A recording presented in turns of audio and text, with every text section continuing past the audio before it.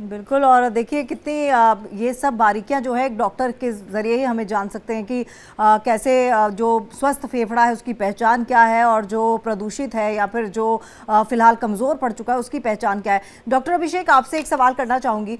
जैसे कि हमारे पास कॉलर ने भी बताया कि उनके बेटे की उम्र जो है वो 16 साल है। कहा जाता है कि जो फेफड़े लंग्स हमारे कमज़ोर होते हैं वो 40 की एज के बाद होते हैं, कमज़ोर होना शुरू हो जाते हैं। क्या कुछ ऐसे प्रिकॉशनरी मेजर्स हम ले सकते हैं, क्योंकि कहते हैं कि उम्र को आप रोक तो सकते नहीं हैं, थोड़ा लेट कर सकते हैं, ऐसे में कुछ टिप्स हैं? प्रिकॉशन जैसा कि डॉक्टर साहब ने पहले भी बताया था कि हम इस चीज़ को बदल तो नहीं सकते हैं। अगर आपकी दिल्ली की आबो हवा है, आप उसको चेंज तो नहीं कर सकते हो, आप उसको छोड़ भी नहीं सकते हो। लेकिन आप कुछ ऐसे मेजर्स ले सकते हो कि जिससे उससे होने वाले जो हानिकारक जो हार्मफुल इफेक्ट्स हैं आप उसको कम कर सकते हो। जैसे कि एक हेल्दी लाइफस्टाइल अपनाना, ठीक है, और जैसे एक्सरसाइज करना, ठीक है, और हरी साग सब्जियां ज़्यादा खाना, आपका डाइट इंटेक अच्छा रखना, मोटापा से अवॉइड करना, ये सारे ऐसे फैक्टर्स हैं जिससे कि आपकी इम्यूनिटी अच्छी रहेगी। आपका जो लंग्स आपके जो खराब हैं, या जो जिस वजह से भी, स्मोकिंग की वजह से या एयर पोल्यूशन की वजह से, आप उसके इफेक्ट को थोड़ा कम कर सकते हो। बट जैसा जैसा कि हमने देखा, मतलब आज की डेट में दिल्ली वगैरह की आबो हवा इतनी खराब है, क्योंकि जो बेचारे छोटे छोटे बच्चे होते हैं, 7 साल के, 8 साल के, उनकी आंखों में प्रॉब्लम होती है, उनको बार बार रिकरेंट कफ होता है, आस्थमा की प्रॉब्लम बहुत ज्यादा होती है। तो ये वाली जो प्रॉब्लम्स हैं वो बहुत अर्ली एज पे सेट इन होने लग गई हैं। एंड जैसा कि मैं आपको अगर एक एग्जांपल दूं, जब मैंने अपने कैंसर के की पढ़ाई चालू करी थी, उस टाइम पे हम लोग जो देखते थे कि जितने नॉन स्मोकर्स में कैंसर होते थे वर्सेस आज की अगर मैं बात करूं, तो बहुत चेंज आ गया है। और इसी वजह से आज की डेट में इंडिया में 10 से 15 साल एज ग्रुप पहले हो रहा है लंग कैंसर। हम्म। और ये चिंता का विषय है कि 10 से 15 साल पहले बहुत। हो रहा है, मतलब उसी हिसाब से आपका इम्यूनिटी लेवल भी वीक हो रहा है, और अगर हम एज की बात करें तो एज भी उसी हिसाब से आपकी कम हो रही है। मैं सही कह रही हूँ अंशुमन कुमार जी? बिल्कुल आपने सही कहा। देखिए, सबसे कम एज में हुआ, एडवांस से डायग्नोज हुआ। दूसरा, वो हमारा प्रोडक्टिव एज ग्रुप है, मतलब जो हाँ। काम कर रहा था, जो पैसे कमा रहा था, जो कंट्री के लिए हमारा कंट्रीब्यूट करता, उनमें हुआ। पहले कैंसर एल्डरली का माना था कि बुजुर्ग लोगों का होगा। कितनी बड़ी समस्या है। अच्छा, आप कहेंगे कि क्या हर इंसान को कुछ कर ले? आप अपने खाने पीने पे ध्यान दे सकते हैं। ये एक कंट्री की प्रॉब्लम या पूरे कंटिनेंट की प्रॉब्लम है। Strong political will power is required. ये जो गेम ब्लेम चलता है पॉलिटिशियन का, उससे पोल्यूशन कंट्रोल नहीं होगा। ये हमारे राइट में है। शुद्ध हवा, शुद्ध पानी, शुद्ध खाना एक नागरिक का अधिकार है, हमें चाहिए। लेकिन दिक्कत है कि हम एज ए सिटीजन मांगे तब तो, हमें फुर्सत ही नहीं बाकी चीजों को मांगने से। आपका स्वास्थ्य खराब हो रहा है, भर्ती हो रहे हैं, आप अस्पताल मांग रहे हैं। आप अस्पताल क्यों मांगते हैं? आप मांगिए बीमारी की रोकथाम, पोल्यूशन ठीक करो, शुद्ध हवा दो, शुद्ध पानी दो, शुद्ध खाना दो। ये हमारा अधिकार है, ये मांगिए। स्वस्थ रहिए, बीमार ना होइए। एज ए डॉक्टर भी हमारा यही कर्तव्य है कि समाज को हम यही सिखा पाए। अगर बिल्कुल। ये जिससे मांग लीजिएगा तो आपके पैसे भी बचेंगे, जीवन भी बचेगा, और जो प्रोडक्टिव एज ग्रुप हमारा डैमेज हो रहा है हिंदुस्तान का, ये हम बचा सकेंगे। बिल्कुल। और एज अ सिटीज़न हम ये चीज़ एक्सेप्ट करके बैठे हुए हैं कि दिवाली आनी है, पोल्यूशन होना ही है, पराली जलनी है, पोल्यूशन होना ही है। उस चीज़ को हमने एकदम एक्सेप्ट कर लिया है, और डिमांड तो बिल्कुल ही नहीं करते कि हमें शुद्ध हवा चाहिए, शुद्ध भोजन चाहिए। लेकिन ये एक्सेप्टेंस, मुझे लगता है कि एज अ सिटीज़न ये हमारी भी बहुत बड़ी गलती है। इस पर आवाज़ उठाने की ज़रूरत है और सरकार को भी सोचने की ज़रूरत है। डॉक्टर अभिषेक, आपसे मेरा अगला सवाल ये है कि क्योंकि कैंसर एक ऐसा रोग है, और कैंसर नाम ही अपने आप में इतना बड़ा हो जाता है कि एक आम इंसान तो इसके बारे में सोचने से भी डरता है।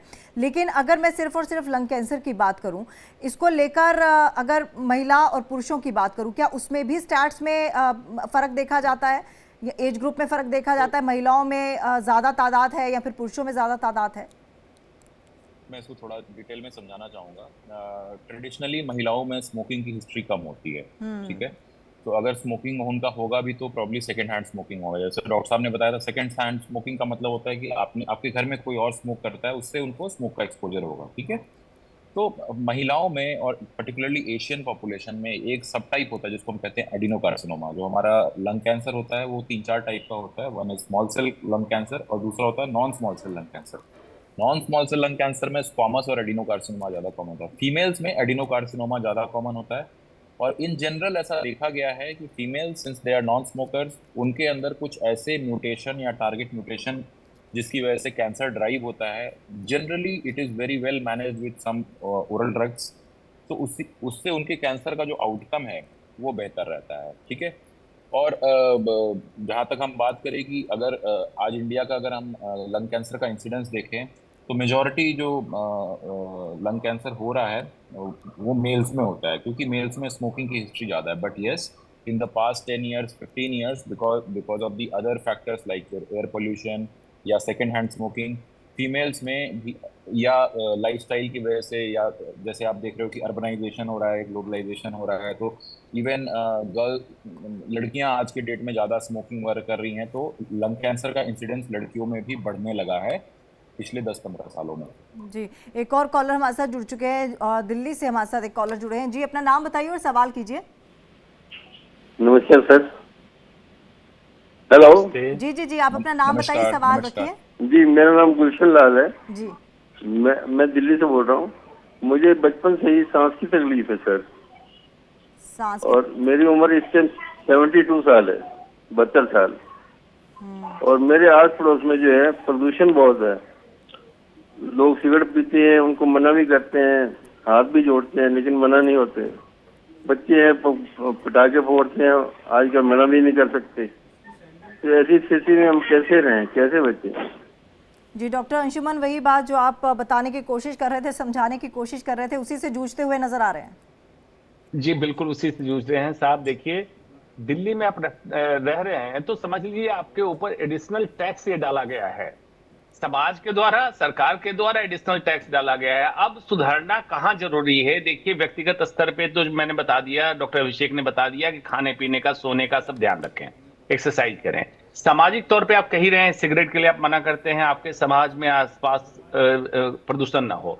दिवाली की जो कहानी है, जरूर साहब दिवाली ऐड कर देता है एक दिन के लिए, लेकिन प्रदूषण उसके पहले ही आपके वातावरण में ऑलरेडी है, उस पर थोड़ा और उस पर मसाला चढ़ जाता है। तो आप अब सरकार चुने जो आपके खाने का, आपके लिए हवा का, आपके लिए पानी का ध्यान दे, ऐसी सरकार चुने। बहुत हो गया साहब मंदिर मस्जिद 370, कब तक इसमें उलझेंगे? अपने लिए जीना शुरू कीजिए। मैं तो सारे नागरिक को कह रहा हूं, एज ए हेल्थ एक्सपर्ट मैं एक ही बात कहता हूं, मेरे पास मत आओ। उस दिन मैं अपने आप को सफल चिकित्सक मानूंगा जिस दिन समाज को डॉक्टरों के, अस्पतालों की जरूरत कम होने लगेगी। आज अस्पताल और डॉक्टर बढ़ रहे हैं, ये विफलता है हमारे देश की।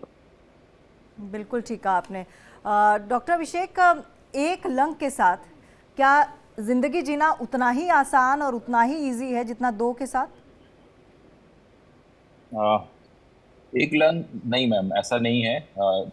जनरली जब भी ऐसा होगा, जैसे आप बता रहे हो कि एक लंग का सिचुएशन तभी आएगा जैसे कि मान लीजिए कोई पेशेंट है जिसको लंग कैंसर है, जिसकी वजह से उसका एक पार्ट ऑफ लंग रिमूव कर दिया गया, तो जिससे उसके लंग की कैपेसिटी कम हो जाएगी, तो यस, उसके साथ ज़िंदगी जीना तो मुश्किल होगा, आपको लंग्स की प्रॉब्लम आ सकती है। But generally for any other condition ऐसा तो कुछ होगा नहीं। आप थोड़ा और विस्तार में सवाल इसके बारे में पूछ सकते हैं। जी जी, आप बताइए। एक कॉलर ले लेते हैं, फिर आप इसी पे कंटिन्यू कीजिएगा। हाँ, प्लीज। जी, रॉबिन सिरसा से हमारे साथ जुड़ चुके हैं। रॉबिन, क्या सवाल है आपका? हाँ, मैं डॉक्टर साहब से ये पूछना चाह रहा था, क्योंकि मेरे को ना अभी जस्ट जो है गुटखा की आदत लगी हुई है, जिसको हम जर्दा, पंजाबी में जर्दा बोलते हैं। तो मैं रेगुलर 2-3 साल ऐसे मेरे नौकर जर्दा खाते थे, 4-5 नौकर रखे हुए थे, तो उनसे मेरे को ये हैबिट लग गई। बट ड्रिंक तो मैं करता नहीं, लेकिन जर्दा रेगुलरली, वो गुटखा खैनी जिसको बोलते हैं, वो मैं ले रहा हूँ। तो मेरे को मतलब कहाँ से चेकअप करवाना चाहिए? कई बार मेरे दांतों में दर्द होने लग जाता है। डॉक्टर अंशुमन, देखिए, गुटखा खाना ठीक नहीं है। मतलब इसको किसी भी तरीके से वैलिडेट नहीं किया जा सकता है। आप उसको बिल्कुल छोड़िए, क्योंकि इंडिया में अगर हम लंग कैंसर, ब्रेस्ट कैंसर को छोड़ दें, तो जो सबसे बड़ी समस्या है वो है टोबैको रिलेटेड कैंसर। इंडिया एक ऐसा यूनिक कंट्री है जहाँ पे कि जो टोबैको है उसको च्यूइंग फॉर्म में यूज किया जाता है। अब वो पान मसाला हो, गुटखा हो, तंबाकू हो, या खैनी हो, इनसे इनसे आपको दे आर नोन कार्सिनोजन, जिससे कि कैंसर होता है। और उसके अलावा बाकी चीज़ों में भी हेल्थ पे इससे अफेक्ट पड़ता है। जैसे कि ऐसा देखा गया है कि जो जो मरीज गुटखे का सेवन करते हैं या टोबैको का च्यूइंग फॉर्म में सेवन करते हैं, उनमें रक्तचाप बढ़ा हुआ होता है, डायबिटीज की समस्या ज्यादा होती है, एंड ऑफ कोर्स कैंसर होता है। और कैंसर सिर्फ मुंह का नहीं होगा, डॉक्टर साहब ने बताया कि एक इसोफेगस का, फूड पाइप का भी कैंसर हो सकता है। तो किसी भी, आप देखिए इस चीज को इमीडिएटली छोड़ना बहुत मुश्किल है, बट आप एक्सपर्ट्स की मदद ले सकते हैं, आप इसको धीरे धीरे छोड़ने की कोशिश कर सकते हैं। किसी भी फॉर्म में इसको लेना जो है रिकमेंडेड नहीं है। बिल्कुल। चलिए आप अभिषेक अपनी बात भी पूरी कर सकते हैं जो आप एक लंग के ऊपर बोल रहे थे। हाँ, एक लंग का सवाल जो है, जनरली सारे मरीज के तो दो लंग्स ही होते हैं। बहुत कुछ ही ऐसे सिचुएशन होते हैं, जैसे कि मान लो किसी वजह से किसी की लंग की सर्जरी हुई है फॉर एनी रीजन, या तो उसके फेफड़े में कोई पहला इन्फेक्शन हो रखा था जिसकी वजह से उसका एक पार्ट ऑफ लंग रिमूव किया गया। बट हाँ, ऐसे जो मरीज होते हैं उनको चैलेंजेस होते हैं, they are at more risk of problems of breathing, and so ये डिफिकल्टी तो है। जी, एक और कॉलर जुड़ चुके हैं, विनोद इनका नाम है। विनोद, क्या सवाल है आपका? डॉक्टर साहब, ऐसा है कि मैं तो किसी तरह कोई ऐसा करता नहीं हूँ, जैसे सिर्फ चाय पीता हूँ। और दूसरी बात कि हमारी जो लाइन है ना, हमारे जो काम करने का, वो में कारीगरी लाइन, जैसे ज्वेलरी बनाने का काम है हमारे, तो उससे जो बगनम से जो गैस निकलती है जो अंदर भी जाती है, तो कभी कभी गले में ऐसे खराश आ जाती है, कभी सीने में दर्द होती है थोड़ी बहुत। तो उससे क्या कोई खतरा है क्या इन चीज़ों से? ये मैं चाहता हूँ कि जो अंदर से धुआं जाती है अंदर, ठीक है, सिगरेट के थ्रू नहीं, जैसे और भी गैस जैसे बगनल जो होते हैं ना, जो पाइप जो होते हैं उससे जाती है। तो एक बार मैंने डॉक्टर को दिखाया था, गले में कभी कुछ खराश आती है तो बोलते कि नहीं, गले में आपके इन्फेक्शन हो गए हैं, आपके एक बार तो मेरे को बंद भी करवाया गया था, ठीक है। उन्होंने, वो डॉक्टर ने बताया कि आप सिगरेट पीते हो। मैंने बोला मैं तो सिगरेट तो नहीं पीता। तो फिर उन्होंने पूछा तो काम क्या करते हो, तो मैंने बताया था कि ऐसे काम है हमारे। तो फिर उन्होंने बोला कि नहीं, इससे आपको थोड़ा सा बचना चाहिए। और ठीक है, डॉक्टर तो क्या अंशुमन से करना इसका चाहिए? उपाय पूछ लेते हैं और पूछ लेते हैं कि क्या इसमें कोई खतरा है। जी डॉक्टर अंशुमन। जी तमन्ना जी, जो इन्होंने समस्या बताई है इसको कहते हैं इंडस्ट्रियल एक्सपोजर। अब उद्योग से संबंधित जो इनको एक्सपोजर मिल रहा है धुएं का, आइडियली हमारा रेगुलेशन कंट्री का ये कहता है कि हर इंडस्ट्री में एम्प्लॉय सेफ्टी एक नॉर्म होना चाहिए, जैसे हर इंडस्ट्री के लिए है। तो सेम इनके इंडस्ट्री के लिए, लेकिन अनफॉर्चुनेटली आपको मालूम है हिंदुस्तान में सिर्फ 8% ऑर्गेनाइज इंडस्ट्री है, 92% अनऑर्गेनाइज। मतलब नोएडा में कहीं फैक्ट्री लगा के काम कर रहे हैं जिनके ऊपर कोई मेजर रेगुलेशन लागू नहीं हो रहा है। इनसे मैं ये रिकमेंडेशन दूंगा कि आप अपने कोई भी तरीके का गैस निकल रहा हो, बिना जांच किए मैं बता सकता हूं कि उसमें नुकसान होगा, चाहे नुकसान फेफड़े की खराबी का हो, चाहे कैंसर का हो। तो आपको मास्क, आपके एम्प्लॉयर को चाहिए कि एम्प्लॉय को मास्क दे जो उस गैस से प्रोटेक्ट करे। अब ये डिपेंड करता है किस तरह की इंडस्ट्री है, कौन सी गैस निकल रही है, कौन सा मास्क देना है। इंडस्ट्रियल मास्क अलग अलग किस्म के आते हैं, ये नॉर्मल मास्क से नहीं होगा। जो कपड़े वाला मास्क कोविड के टाइम आप देखते थे, या प्रदूषण, इंडस्ट्रियल मास्क, ये इनको बिल्कुल लेना चाहिए। बिल्कुल बिल्कुल।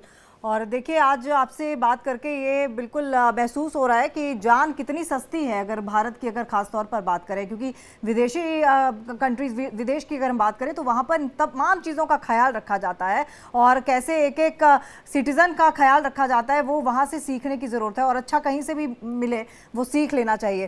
फिलहाल अंशुमन कुमार जी, आपका भी बहुत बहुत धन्यवाद, और अभिषेक आपका भी बहुत बहुत धन्यवाद।